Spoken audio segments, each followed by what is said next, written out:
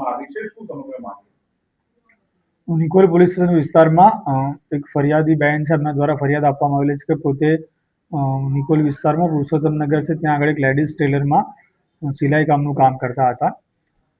ત્યાં આગળ એ પોતે બેન છે, પોતાની 9 વર્ષની દીકરીને સાથે લઈને ગયેલા હતા. ત્યારબાદ 2 દિવસ પહેલાં રાત્રે આશરે 11 વાગ્યાની આસપાસ જે ફરિયાદી બેન છે એ જે એના ઓનર છે, ઓનરની સાથે સિંગરવા ખાતે જે માલ સામાન હતો, માલ સામાનની ડિલિવરી આપવા માટે ગયેલા હતા. અને તે દરમિયાન જે પોતાની 9 વર્ષની સગીર બાળા હતી તેને દુકાન ઉપર મૂકીને ગયેલા હતા. ત્યારબાદ એ લોકો જ્યારે સિંગરવા ગયેલા હતા ત્યારબાદ એમને રાત્રે મોડું થતાં એણે પોતાની દીકરી ત્યાં આગળ જાગે છે કે સૂઈ ગઈ છે કે શું કરે છે એ બાબતે જોવા માટે જે દુકાનના ઓનર હતા એના મોબાઈલમાંથી સીસીટીવી કેમેરા જોતા તે દુકાનમાં જ એમની જોડે કામ કરતા એક અન્ય વ્યક્તિ કે જેનું નામ છે ભરતકુમાર પરમાર, એ પોતે આ છોકરીની બાજુમાં બેઠેલા હતા અને છોકરીને શારીરિક હડપલા કરતા હતા. જેને કારણે થઈને એ લોકોએ તરત જ દુકાનમાં જે બીજો એક અન્ય વ્યક્તિ કામ કરતો હતો એને ફોન કરીને ત્યાં આગળ જવા કહેતા એ વ્યક્તિએ પણ આ જે ભરતકુમાર પરમાર છે આ 9 વર્ષની સગીર બાળાને શરીરે હડપલા કરતો હતો અને એમાંથી એને તરત એ વ્યક્તિ લઈ લીધેલી. ત્યારબાદ બેન અને ઓનર પણ ટૂંક જ સમયમાં એ દુકાન પર આવી ગયેલા હતા.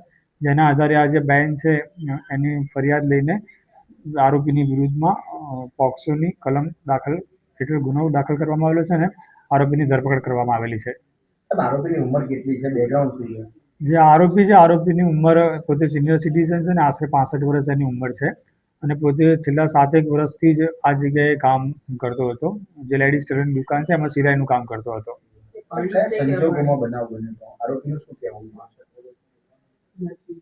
જે હા સર, જે આરોપી છે તેનો બેકગ્રાઉન્ડ શું છે, કયા સંજોગોમાં બનાવ બન્યો તેનું શું કહેવું છે? જે આરોપી છે આરોપી સિનિયર સિટીઝન છે, પોતે 65 વર્ષની ઉંમરનો છે. છેલ્લા 7 વર્ષથી આ જ લેડીઝ ટેલરની દુકાનમાં પોતે કામ કરતો હતો અને જ્યારે જે ફરિયાદી બેન છે એ પોતાના દુકાન માલિક જોડે બહાર જાય છે એ દરમિયાન પોતે દુકાનમાં એક જે દીકરી છે સગીર બાળા એને પોતાની નજીક લાવે છે અને એક તકિયાનો સહારો લઈને અન્ય કોઈ વ્યક્તિ જોઈ ના શકે એ રીતના શરીરે હડપલા કરતો જોવા મળે છે.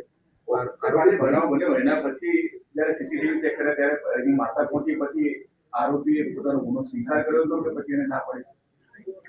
જ્યારે આ લોકોએ સીસીટીવી કેમેરા મોબાઈલમાં ચેક કર્યા ત્યારબાદ અન્ય જ એક દુકાનના કર્મચારીને એ લોકોએ જાણ કરેલી હતી અને અન્ય કર્મચારી તરત ત્યાં આગળ પહોંચીને ત્યાં આગળ જે આરોપી છે આરોપી જોડે બોલાચાલી કરીને દીકરીને લઈ લીધેલી હતી. ત્યારબાદ આ લોકો જ્યારે પણ દુકાન પર પહોંચ્યા એ દરમિયાન પણ આ લોકોએ કહ્યું કે અમે સીસીટીવી કેમેરામાં જોયેલું હતું એટલે તરત જ એણે પોતાનો ગુનો કબૂલ કરેલો હતો. આરોપીએ કોઈ લાલચ આપી હતી અને અગાઉ કોઈ આ રીતે કર્યું છે?